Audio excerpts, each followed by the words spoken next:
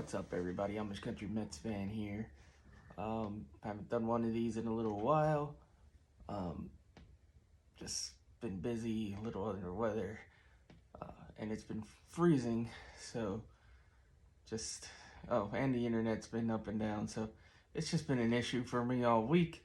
But time to get back on the grind. And really, I mean, there's still not a lot to talk about. Let's be real. One of the things that seems to be been coming up more is the Mets prospects. I feel like part of that is with the international free agents signing period. The Mets, if you haven't heard, they signed I believe it was 3 of the top 100. They signed catcher Giovanni Rodriguez, who was ranked number 6, shortstop Yency Rivas, who was ranked number 31, and outfielder Edward Lantigua, who was ranked number 41.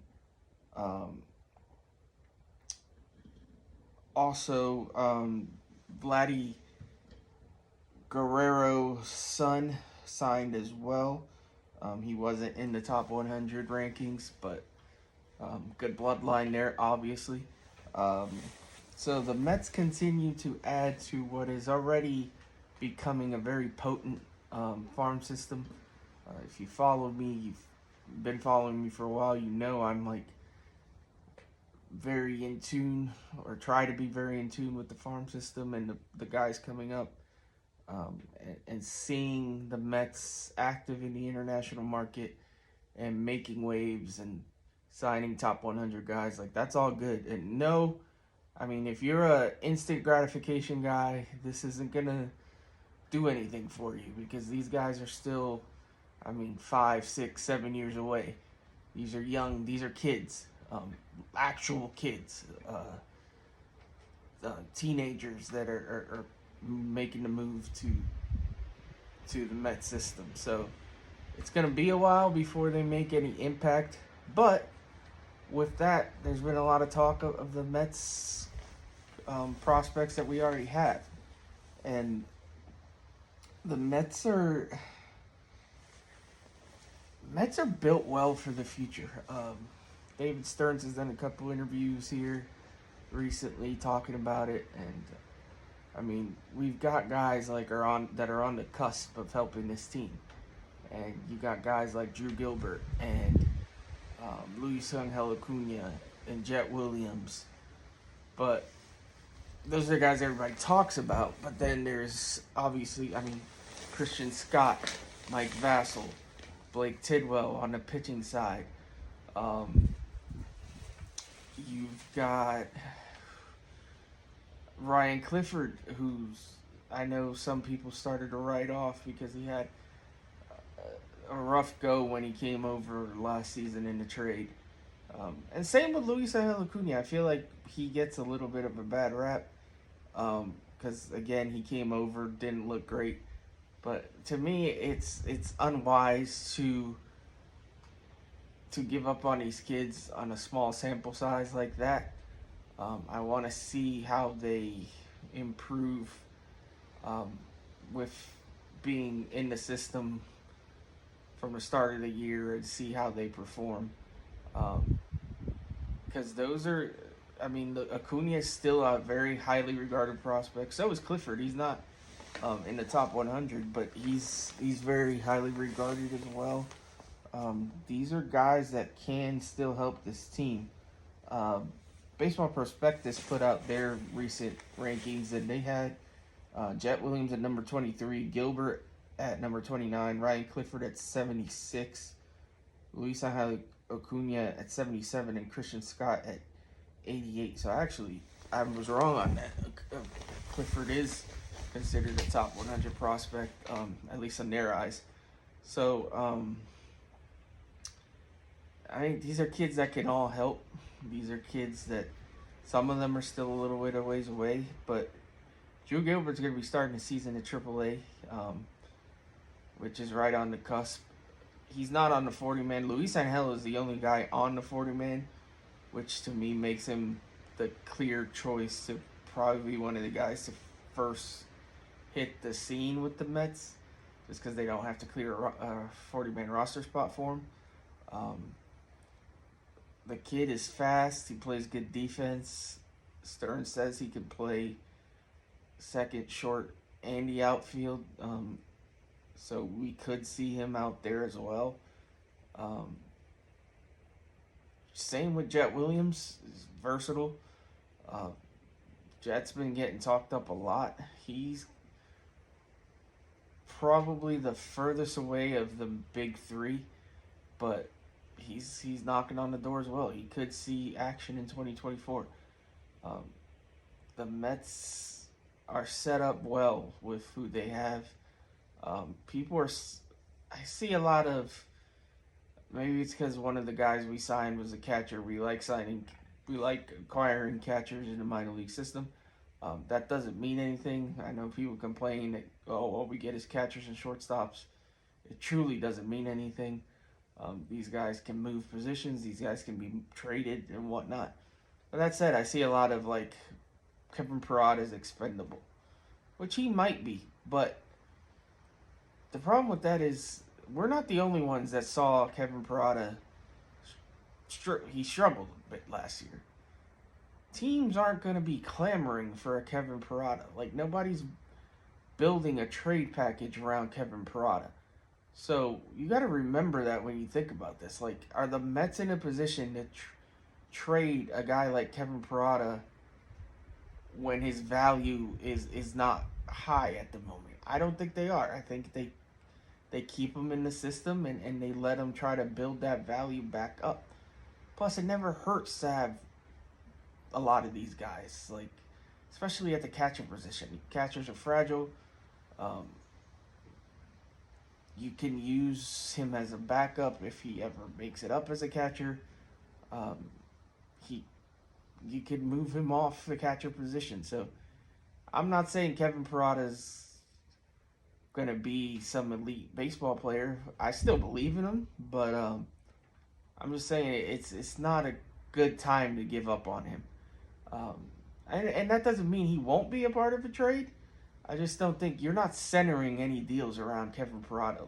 Guys, I love how fans, they try to package the guys they don't want in trades. And it's yeah, you don't want them for a reason. You don't want them because you don't think they're very good. So if you don't think they're very good, what makes you think another team is going to want these guys? It's like an Alex Ramirez. For a while, he's very highly regarded. Right now, his value is on the ground. Could you package him with some other guys in a trade? Yeah, but he's not going to be a centerpiece, whereas a couple years ago, he might have been able to be a centerpiece. And hopefully he changes that this year. He's another guy. He has potential. Just because guys have a down year in the minors or a couple down years in the minors doesn't mean they're done. It's all about development, and now we have a new development team, and maybe that'll help these guys. So you shouldn't sleep on these prospects. I know nobody wants to hear it because everybody's worried about the major league team, but these guys are very close to helping the major league team. And as far as the pitchers, listen, Christian Scott, I've said it before, I'll say it again. He's my favorite prospect. He's on the pitching side. He's probably the guy that has the most upside. He's probably a guy that can turn into a top of the rotation starter. These other guys, I'm not saying they're bad. I like Vassell enough. Tyler Stewart's a guy I really like. Tidwell's a guy I like. Brandon Sprout is a guy we drafted last year. He could end up being solid. He might be a bullpen guy. We'll see. Dominic Campbell, another guy. But a lot of those guys profile as back end of the rotation starters. And not that we don't need that. We do need that. I'm just saying, they're not necessarily high ceiling guys. But they are very much guys to keep eyes on. And it's important. The farm system is going to be important for the growth of this team in 2024, 2025, and beyond. I know, and like I said, I know the instant gratification folks don't want to hear it. They want guys now. They want the free agents. They want guys that are going to help this team this year. But that's not David Stearns is not doing that. Let's face it. He's being smart. He's being calculated. He's building the team that he thinks will compete. He said it. Whether you want to believe it or not, that's on you. I've said I think I can see mid-80s wins out of this team. And that's without adding anybody. And we might not add anybody else, to be honest. I mean, I have no idea where this free agent market is going. I was looking at this list. See if I can pull it up real quick. And there's a lot of guys that are just still out there. I mean, let's just name some of these dudes. We got, Jock Peterson is still out there. I'm not naming guys that are necessarily Mets targets, just bigger name guys that in general. Cody Bellinger's still out there. Justin Turner's still out there. Josh Hader's still out there. Matt Chapman's still out there. Jorge Soler, Rhys Hoskins, Mike Clevenger, Blake Snell, Jordan Montgomery, Enrique Rodriguez, David Robertson, JD Martinez. There's still a ton of names. Eddie Rosario, Hector Neris, Giovanni Urshela, CJ Cron's out there, Tommy Pham's out there. Just a ton. I'm just naming names. Again, not Ryan Stanek, not necessarily guys the Mets will go after, or I would want them to go after. But the fact that there's that many guys, and that's part of the list. I could have kept going. The fact that there's that many guys out there and available, and we're heading into the end of January, that's crazy. I don't know what's taking so long for these guys to sign. And I truly don't know what that means for the Mets. I don't know if they have a guy out there that they're interested in and they're just waiting for the market to start playing out to see if they can grab him. If that's affecting the trading market, because obviously the trade market, teams have more leverage when there's teams out there that miss out on free agents. So some tells me a lot of trades are being held up because teams are waiting to see where some of these guys sign, to see if they can, if they need to trade for a guy. And so then the teams with those guys available to trade, then that puts them in a position of power and being hey, we have one of the few guys that are available because this person signed somewhere else. So it's interesting, man. It's interesting to see what's going on. The fact that all these guys are still available in free agency is crazy. And like I said, I don't know what that means for the Mets. I've said I would love for them to get a bat, whether that be Justin Turner, JD Martinez, Jorge Soler, what have you. I don't care who it is. I just feel like we still need that guy, that DH in the lineup to help protect Pete. It would be useful. And I know some people believe in Vientos and they just want to see us go that route. I can't agree there, but if they do that, I'm fine. It's fine. I still would really like to see the DH. I still would like to be surprised and see us somehow obtain a top of the rotation starter. That would really do a lot for our playoff hopes, I think. And then that's pretty much it. But because we got our outfield pretty much set. So, and then there's the reliever market. Honestly, I don't know. The strategy has so far been just get a lot of, I don't want to call them no-name guys, but they kind of are a lot of no-name guys to just battle it out. And I'm fine with that, but I think most people feel like we still need at least one back end of the bullpen guy, a 7th or 8th inning guy. I don't know who that's going to be. I did mention some names on that list that are still available. Nerese and Robertson, Stanek, guys like that. So, and you may not like those names. I'm just saying who's out there. So I don't know. I don't know what Stearns is gonna do. I think a lot is gonna come down to how these other bigger names I still haven't signed yet, where they go and how that all plays out. So yeah, just wait and see. It was good to be back doing this. Sorry, it was a little scatterbrained, but it's cold out here. It's hard to think. But I appreciate you all watching. Please like, comment, subscribe if you're on YouTube. If you're on X, please give a share, give a like.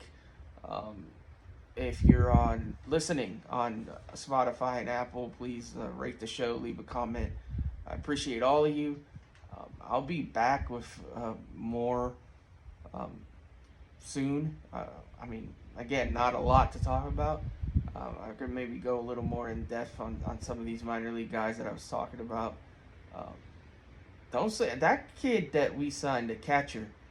I don't know how much people know about him, but he's even more highly regarded than Francisco Alvarez was when we signed him. So again, kid's 5, 6, 7 years away, but that's high praise. So the Mets have some guys that they're ready to help soon. They have some guys that could potentially help way down the line. So it's a good spot to be in. You want to build a very deep farm system, because then you're able to supplement the major league roster. You're able to trade guys to get better pieces for the major league roster, and then still have a farm system left. And we've seen it with the Dodgers. The Dodgers are always able to make these deals for star players, and yet their farm systems are still ranked in the top 5, top 10, because they have tons of prospects. And that's where the Mets want to be. And I get it, and I want to be there too. I like it. And come here in a couple months, I did a series talking farm on the farm. I'm going to do that again and highlight some prospects, not just the big name guys, but some guys that not everybody sees. I have the minor league baseball package. I like to watch all the games and see what these kids have. So, and I go to minor league games here locally. So it is going to be fun minor league season to watch for sure. And I truly think the major league season is going to be exciting too. Might not be that elite team that everybody would love, but I think the Mets can make some noise. I've said it, and I keep saying it. I think people sleeping on this team is a mistake. So, anyways, this went a little long. Appreciate y'all. Have a great day. We'll talk to you guys later. I'm going to go warm up now. Peace. Thank you for watching. Please like, comment, subscribe, and stay tuned for the latest video.